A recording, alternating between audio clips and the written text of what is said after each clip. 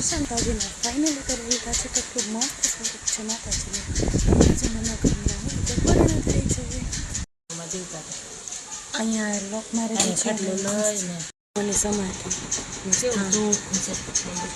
માની સમાધિના દર્શન કર્યા અમે સોનલમાના દર્શન કર્યા. મસ્ત આ જગ્યા છે, કેટલું મસ્ત પ્લેસ છે. હું તમને દેખાડું.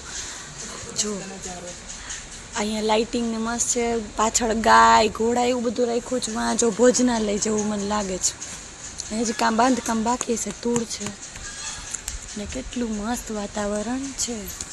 તમે બધા અહીંયા આવો તો દર્શન કરજો અને દર્શનનો લાભ લે.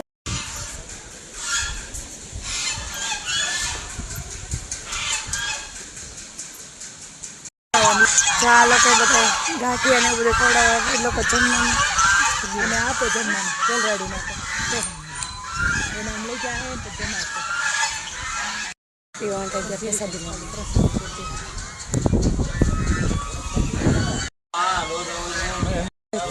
જો